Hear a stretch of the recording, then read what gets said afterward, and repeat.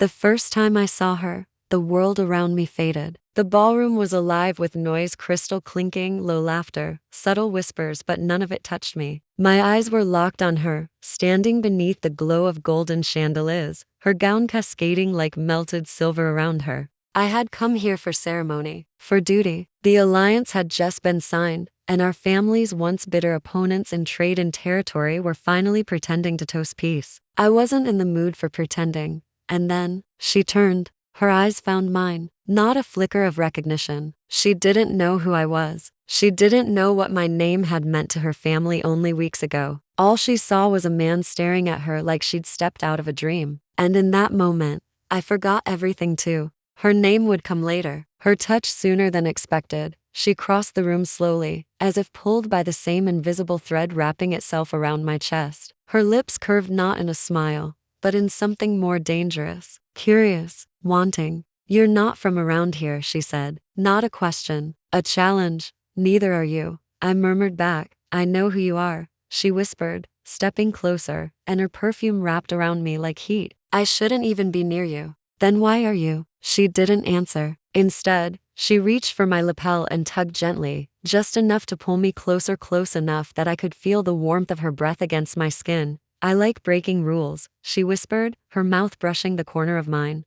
I should have walked away. She was the sister of the man who had tried to shut down my company, the same man who once called me a savage in a suit. But she wasn't her brother. She was fire dressed in silk, and I'd never been one to walk away from flames. We slipped away from the hall without saying another word. In the shadows of the garden, her hands found my chest. My hands found her waist. Lips touched like a secret. We didn't ask each other's names. We didn't need to. That night was made of stolen moments and whispered gasps. I didn't make promises. She didn't ask for any. But when I kissed the soft skin of her shoulder and she whispered my name without ever asking how she knew it, I realized something dangerous. She was supposed to be a symbol of peace, a trophy of alliance. But to me, she had already become something more. Not an enemy's sister, not a mistake, not even a forbidden thrill. She was temptation shaped like a woman, and I was already hers. I didn't go to the gala to meet her again. Honestly, I tried to avoid her. But even before I stepped into that lavish hall, I knew she'd be there. I could feel her like static in the air, like the ache of anticipation before a storm. And when I saw her again, dressed in crimson silk that hugged her like a promise, I knew I'd already lost. She walked straight past a dozen diplomats and powerful men. Her gaze burned into mine like a secret invitation. She didn't speak. She didn't need to. The moment she reached me, her hand grazed my wrist, and we both turned and disappeared down a velvet corridor. No one noticed, or maybe they did and they just didn't dare stop her. She pressed me against the marble wall, her body warm and soft as she leaned in. "Why didn't you call?" she asked. "Because I wouldn't have stopped," I said, brushing her hair away from her shoulder. "And I wasn't sure you'd want me to." She smiled slowly. "I didn't want you to stop." I kissed her before she could say another word. Her mouth was heat and hunger, velvet and fire. Her fingers slid into my hair, and mine gripped her waist as if letting go would tear something loose inside me. Every kiss deepened. Every breath we shared felt heavier, wetter, more necessary. She broke the kiss, panting slightly, lips swollen, and said, "Come with me." I didn't ask where. We ended up in a private suite upstairs, and the door barely clicked shut before she was pulling me in by the collar. I lifted her with one arm, her legs wrapping around my waist like they belonged there. She tasted like champagne and something sweeter, something uniquely her. I laid her down against the velvet chaise, and she reached for me, eyes never breaking contact. That gaze, open, wild, demanding, made my pulse stumble. She pulled me into her like we'd done this 1,000 times, like she knew every inch of me already. Her body moved against mine with an urgency that didn't need words. Soft sighs became moans. Moans became gasps. And gasps turned into something deeper, a rhythm that pulls through both of us like a silent symphony. Afterward, she rested against my chest, fingers tracing lazy circles over my skin. "You still haven't asked my name," she murmured.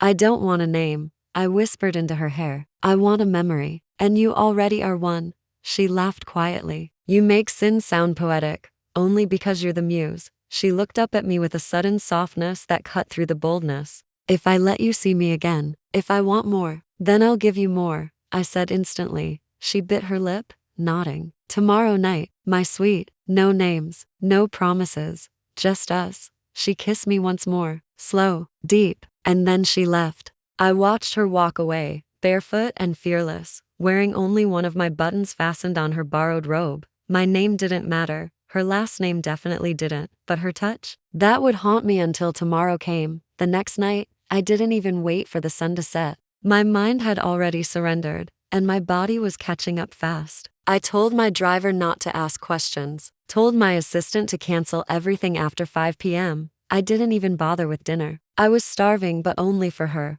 Her suite was on the 31st floor. Private, exclusive, too far above the world for anyone to hear the things we'd whisper or moan. I didn't knock. The door was already ajar, just like her intentions. She stood in the center of the room in nothing but a silk robe, dark blue, and barely tied, her hair undone and falling over her shoulders like a waterfall of shadows. One leg peeked out, her skin glowing under soft lights. She looked like temptation sculpted by desire. I wasn't sure you'd come, she said, but her smile betrayed the lie. I didn't even try not to, I replied, closing the door behind me and walking straight into her arms. The kiss was instant, hungry, messy, and far too practiced for something so new. Our mouths moved like we were born knowing each other. She moaned softly into me as her hands slid beneath my shirt, pushing it off my shoulders, her fingers burning trails across my chest. I grabbed her by the waist and lifted her like she weighed nothing. She wrapped her legs around me,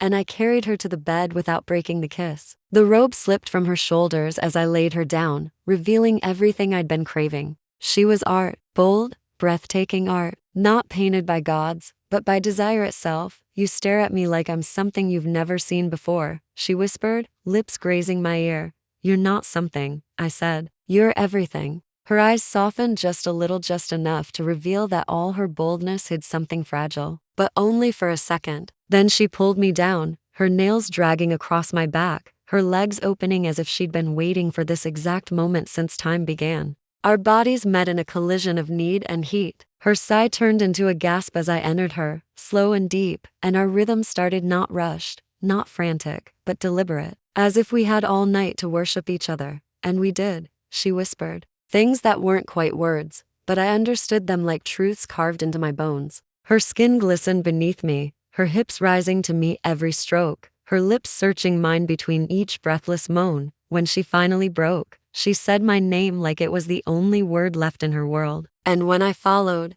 I said hers like a prayer. I'd never forget, even if I wasn't supposed to know it. We stayed tangled, bodies pressed together, her head on my chest. I like how quiet it is here, she murmured. That's because nothing exists but us. Will it always feel like this? She asked. I didn't answer with words. I just kissed her again, slow and deep. She smiled into my mouth, and I knew tonight wouldn't be the last time. She was fire, softness, rhythm, silence. She was everything I wasn't looking for, and all I needed.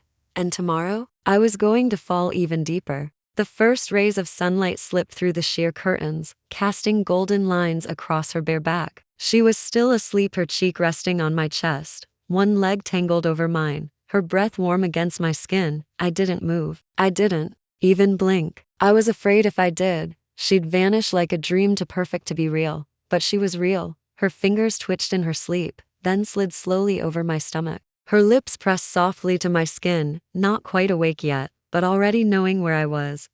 She murmured, voice husky. Morning already? Yeah, I whispered. But I'd rather stay in this night a little longer. She stretched. Like a cat, every line of her body moving against mine in ways that made me forget how to breathe. Her eyes fluttered open, those deep, mischievous eyes, and she looked at me like I was the only sunrise she ever needed. You stayed, she said. I couldn't leave, I replied. Her hand reached up, fingers tracing my jaw slowly. I don't even know what this is, but I want more of it. I kissed her softly, slowly, with none of the urgency from the night before. This kiss wasn't about hunger. It was about warmth, about wanting to stay, about learning every inch of her again, but this time with intention. We didn't get out of bed. Her body melted into mine again, but now it was unhurried, explorative. She rolled on top of me, her thighs pinning me down, her hair cascading around our faces like a veil. She moved with a rhythm that didn't chase release, it chased connection. Her eyes stayed on mine, her hands on my chest, her mouth tasting me between every movement. It wasn't about the finish. It was about the feeling. When we finally lay side by side again, wrapped in sheets and each other, she whispered, "If you keep touching me like that, I might start believing this is more than just a secret." I turned to her and said, "It already is." She didn't speak. She just reached for my hand and laced her fingers through mine. We stared at the ceiling like two souls floating in the same warm sky, hearts beating to the same quiet drum. After a long pause, she said, "I should go." I didn't let her move. "Don't," I said. "Not yet." She looked over at me, lips parted, a small smile playing at the corner. "What happens if we stop pretending this is temporary?" Then we stopped pretending. She leaned in again, kissed the corner of my mouth. "You're trouble. I've been trouble since the moment you walked in that ballroom. Promise me something," she whispered. "Anything. No names, no pasts, just moments like this." I touched her cheek and nodded. "Then let's live in every moment like it's the only one that matters." She curled into me, burying her face in my neck, and in that quiet, in that stillness where only our breath filled the space, I knew the truth I wasn't ready to say out loud. She wasn't just the sister of my former rival. She wasn't just a secret lover. She was becoming my home. We didn't make plans. We made moments, a rooftop brunch where she fed me strawberries with her fingers, a stolen afternoon in a bookstore where we kissed in the poetry aisle like teenagers discovering lust in sonnets, a late night swim in my private pool where her body shimmered under the moonlight, wet, laughing, naked, and mine. We didn't talk about what we were. We just were. Every kiss felt like a new promise. Every touch a silent vow. One lazy afternoon, she lay sprawled across my couch, wearing nothing but my dress shirt and a pair of tiny shorts that made it nearly impossible to concentrate on anything else. Her hair was still damp from the shower. Her bare legs stretched across my lap as she sipped tea and watched me like I was more interesting than the film playing behind me. "I like your place," she murmured. "It smells like wood and sin." "That's probably just you," I replied. Tracing my fingers slowly up her thigh, she let out a soft hum, half laughter, half invitation. "Are you always like this?" "No," I said, eyes locked on hers. "Only with you." She blushed, not shy, but affected. Beautifully, powerfully affected. And that thrilled me. "Let me see you," she whispered. I stood, and she watched me undress like she was memorizing every movement. When I was bare before her, she sat up, reached for me, and pulled me back down, her mouth finding mine, her body sliding over mine with practiced hunger. We made love on the couch, on the kitchen counter, against the glass of the balcony door while the city glowed below us, unaware of how desperately two people could cling to each other in the quiet hours of the night. When we collapsed on the bed later, skin damp and hearts racing, she whispered, "You feel like a secret I want to keep forever." I kissed her shoulder, her collarbone, her lips. "You feel like something I've waited a lifetime to find." She curled into my chest, soft and warm and entirely too perfect. "You know," she said with a sleepy smile, "you still haven't told me your favorite color." I looked down at her. "Whatever color your lips are when you say my name." She laughed, low and sweet, and then pulled the blanket up over both of us. "You keep saying things like that, I'll never be able to leave," I whispered into her ear. "That's the point." She didn't leave that night, or the next. We fell into something deep and silent and beautiful, like floating through a dream neither of us wanted to wake from. And the truth was, I wasn't falling anymore. I'd already fallen, and I had no intention of climbing out. The penthouse was quiet, lit only by the soft flicker of candles and the golden glow of the city outside the floor-to-ceiling windows. Music played, low jazz, sultry and slow. She stood barefoot near the balcony doors, wrapped in one of my white shirts again, unbuttoned just enough to tempt me with glimpses of smooth skin and the curve of her thigh. "Dance with me," she said softly, holding out a hand. I took it. We swayed together, her cheek resting on my chest, her body melting into mine like we'd done this forever.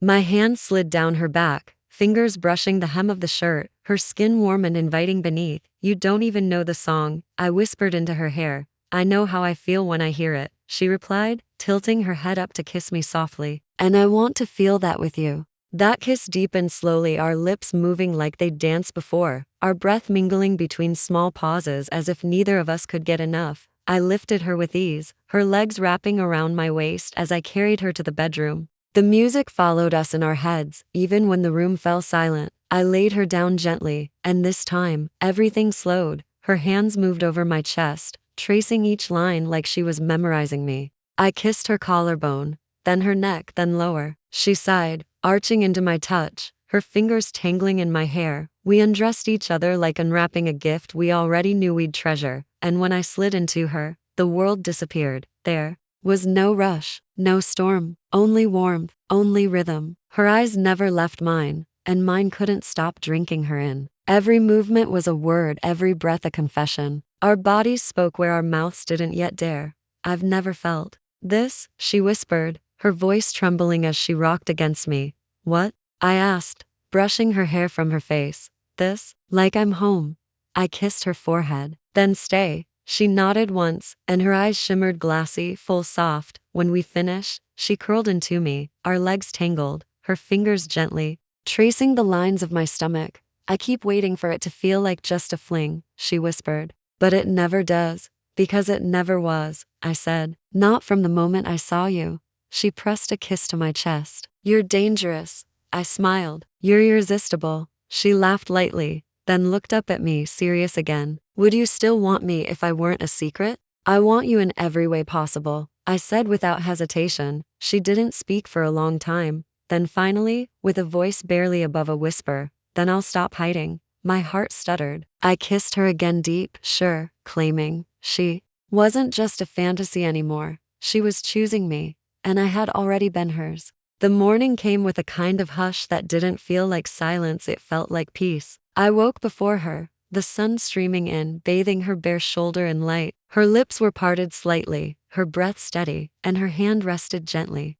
on my chest, like it belonged there, and it did. I watched her for a long time, memorizing the way her lashes brushed her cheeks, the way her hair spilled across the pillow. Every part of her looked like a decision I wanted to keep making. Again and again, when her eyes opened, sleepy and soft, she smiled like she had been waiting for me to look at her just like that. You always stare, she teased, voice raspy. With morning, I always will, I said, brushing a kiss over her knuckles. She stretched, pulling the sheet around her slowly, then sat up with my shirt slipping down one shoulder. I have something to say, she murmured. I sat up beside her, the air charged in a new way, deeper now, heavier with truth. I told him, she said. I didn't need to ask who. Her brother, the man who would hate me most. I told him I was seeing someone. I told him it wasn't casual. I told him I wouldn't stop. I stared at her, chest full, heart thudding hard enough to be heard. And I asked. She turned to me,